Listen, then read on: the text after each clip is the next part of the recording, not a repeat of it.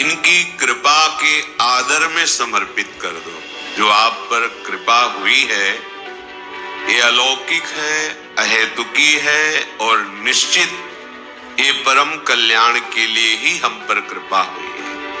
जब जिस जीव के आवागमन चक्र का अंतिम जन्म होता है तो उसे नाम रूप लीला धाम का महामहिम स्वरूप श्रवण कथन करने का सौभाग्य, संत समागम और आराधना उपासना पद्धति ये प्राप्त होती है।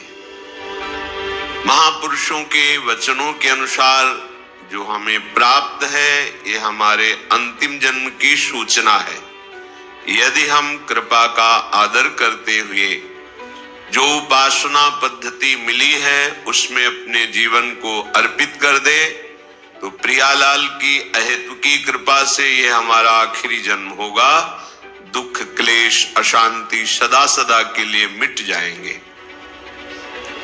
श्रीपाद प्रबोधानंद जी महाराज कह रहे हैं, भ्रातर भोगा सुभुक्ता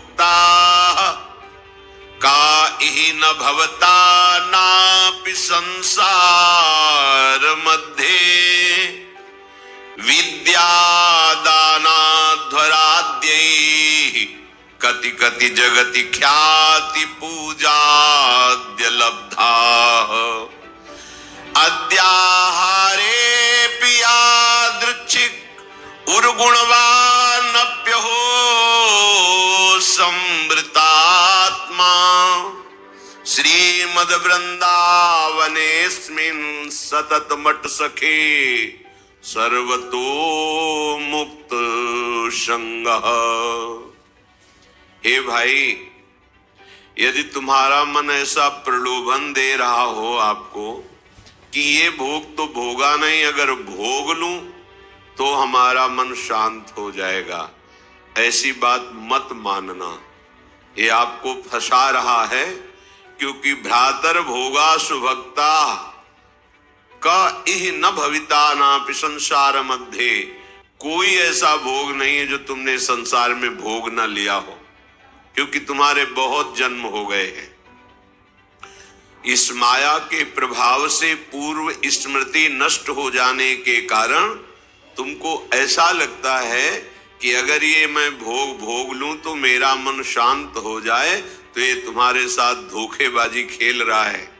तुम्हारा अंतःकरण जो बुद्धि मन चित्त अहंकार है ये तुम्हारे साथ धोखेबाजी कर रहा है। जब इसे भोगों में उतारोगे तब ये फिर निर्णय करेगा। अंतःकरण इसमें वो नहीं, इसमें होगा सुख, इसमें नहीं इसमें होगा, पूरा जीवन बर्बाद कर देगा। कौन सा ऐसा भोग है जो तुमने उपभोग नहीं किया?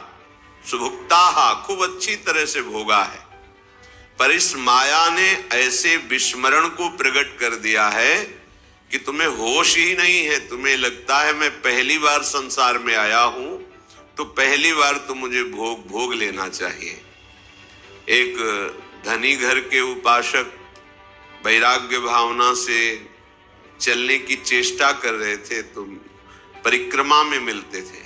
एक बार उन्होंने कहा, मेरा मन ऐसा कहता है, जैसा ये महापुरुष जन इशारा करते हैं कि एक बार तो मैं भोग के देख लूं तो अपने मन को समझा लूंगा।